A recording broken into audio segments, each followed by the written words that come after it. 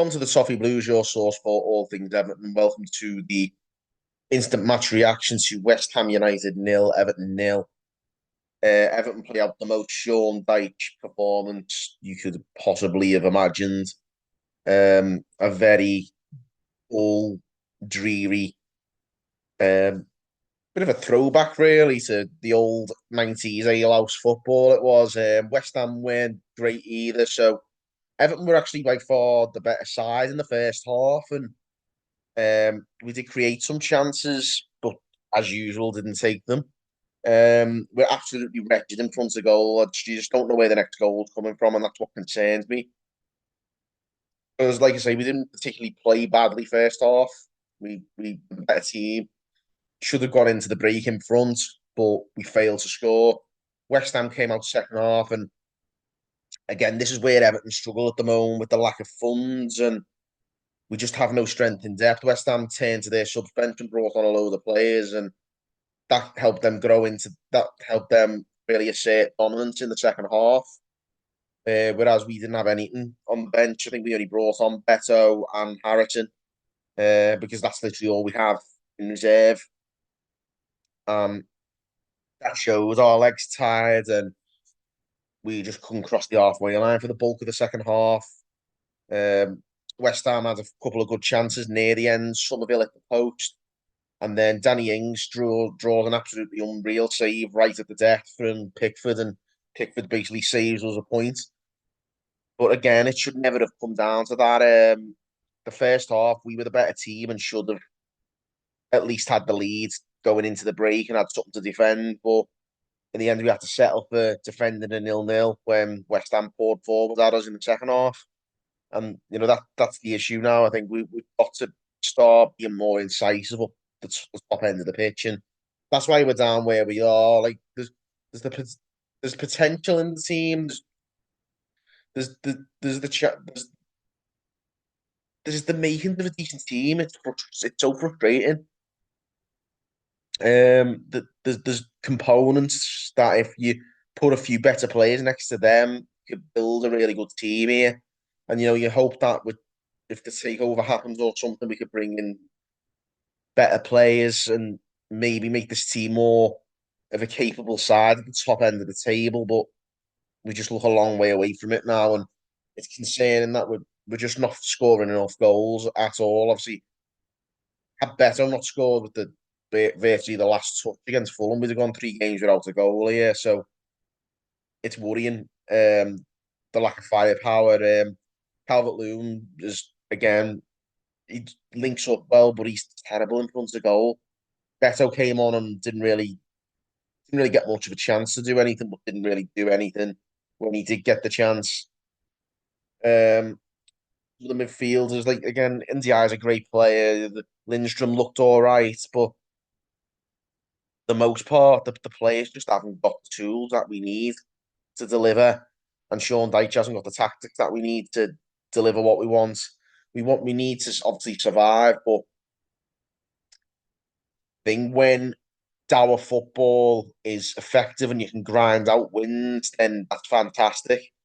But when the results don't come, you're going to get pillory for putting out such a terrible spectacle and not delivering the results. Like fans aren't going to tolerate it. I think Sean Dyche is starting to wear a lot of fans down. Fans are getting fed up of the way he manages the team. A lot of different things that the picking of the same players a lot of the time. Obviously, he reverted to playing Brantwaite today instead of Keane, but there is times where it looks like he picks the wrong players. He certainly delays too much on substitutions, and I think that's why like you see sides like West Ham who have more strength in depth throwing their subs on and making more of an impact in the last stage of the game. We threw away the Bournemouth game, the Aston Villa game earlier in the season, Southampton last week. We conceding a lot of late goals this season, and that's down to fitness. Not so much the players aren't fit. I think the players are pretty fit, and he's got them fit. But we're getting when we get injuries again. I think is that a issue that Dyche has exacerbated, that we're getting too many injuries because of his training methods. We've got some players out at the moment. And when we haven't got that strength in depth to bring off the bench, and vast majority of the rest of this league do, then they're going to have the upper hand on us in the last 20 minutes of games. Thankfully, we got away with it today. Jordan Pickford, like I say, made an amazing save right at the end.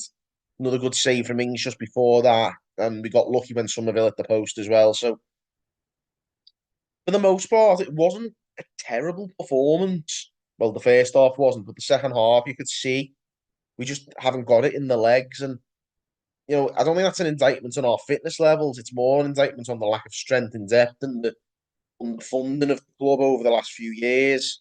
Obviously, the PSR side of things as well as hamstrung us. So we need to really get this takeover done more than anything else, just so we've got a bit of scope to invest in this team.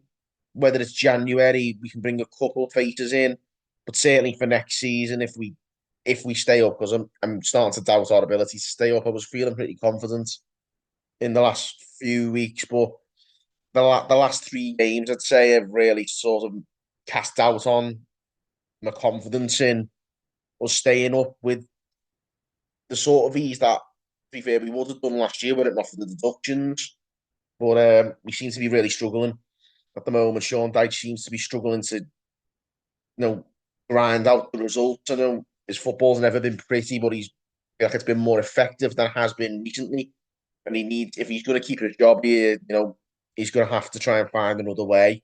He's going to have to try and mix things up a little bit and be a bit more open to change, because that's the only way he's going to get us back to winning ways between now and January without the ability to bring players in.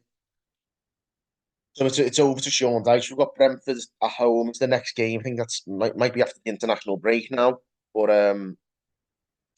yeah, that's what I turn to now, and hope that the international break's kind to us. We don't get too many injuries, and the players who are injured are recovered, ready for the Brentford game.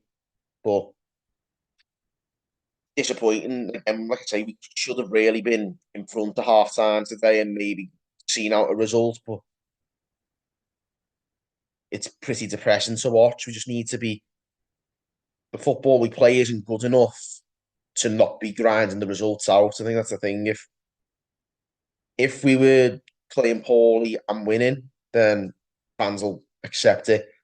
If we were playing better and not getting the result, we'd be frustrated. But um, those things can happen. But there's no redeeming qualities. There's no positives. When neither the results or the performances are coming, then it never reflects well on the manager. But also, it's not reflecting well on some of these players. They're not delivering the goods. And you've just got to hope that things pick up soon. Like I say, maybe a change of ownership and some much needed investment, so we can bring in a better caliber of player, or a better caliber of manager. Who knows? Well, that all remains to be seen. But for now, it's just a bit of a disappointing result. Thankfully, we weren't quite as charitable to a struggling West Ham team as we were to a struggling Southampton team last week, and we did get a point. And take that and go back to Goodison for the next game, and hope things improve. But gonna not gonna bank on it, to be honest with you. But there you have it, guys. That's the one positive: we didn't lose. We got a point. There you have it. West Ham nil, Everton nil. Give us your opinions. Drop the comments below and give us a like and subscribe for more content. Until next time, guys. Thanks for watching on the Toffee Blues.